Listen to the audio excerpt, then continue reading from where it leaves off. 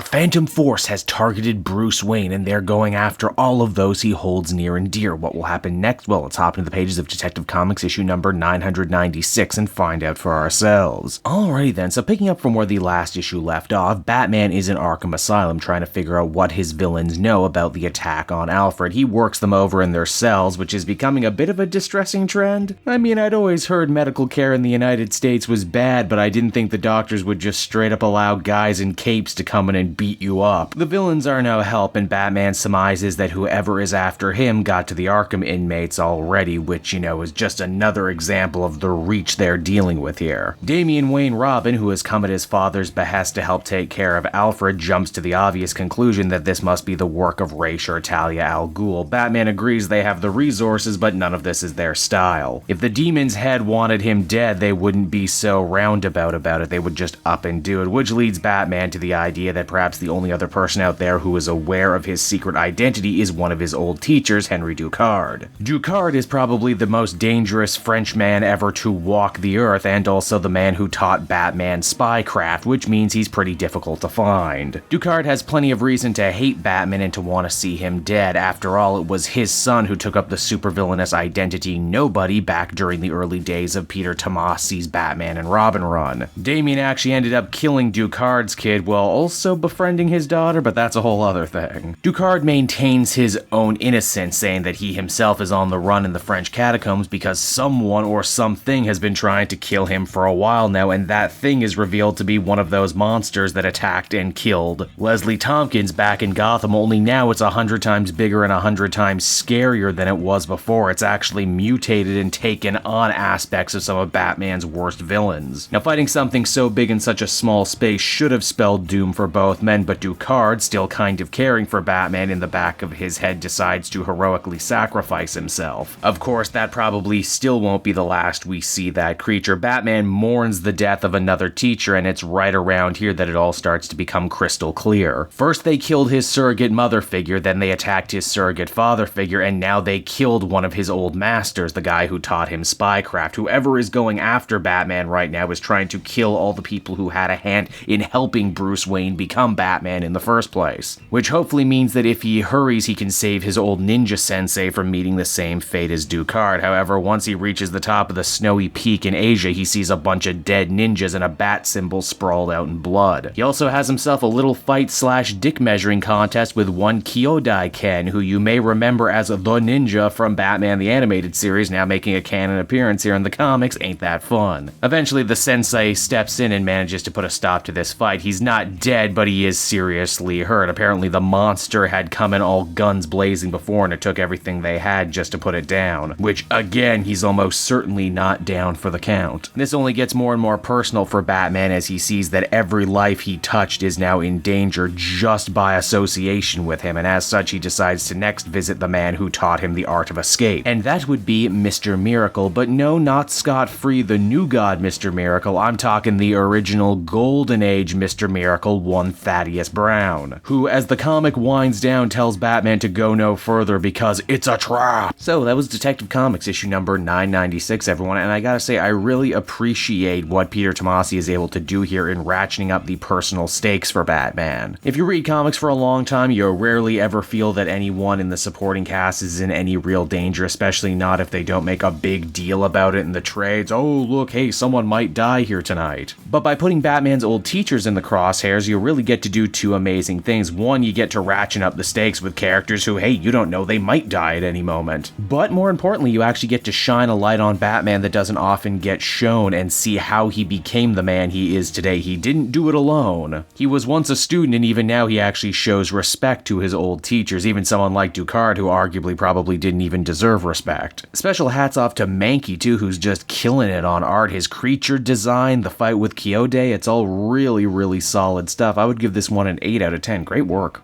Hey there everyone, it's your old pal Cape Joel again, and I want to thank you so much for watching to the end of the video. I hope you enjoyed it, and if you did, why not check out some of these other videos I have available from the channel. Then you can follow me on Twitter and Facebook at Cape Joel, so you're always up to speed on when a brand new video drops. And hey, if you really like what I do, you might want to become a patron. Patrons get exclusive access to videos and content before anyone else, and they can do so for as little as $1 a month. Enjoy video and audio versions of the Comic Multiverse podcast and other videos before they drop here on YouTube. Heck, interact with me closer than ever before. You get all this when you become a patron. And with that, thank you so much again, everyone, and I will see you all again next time.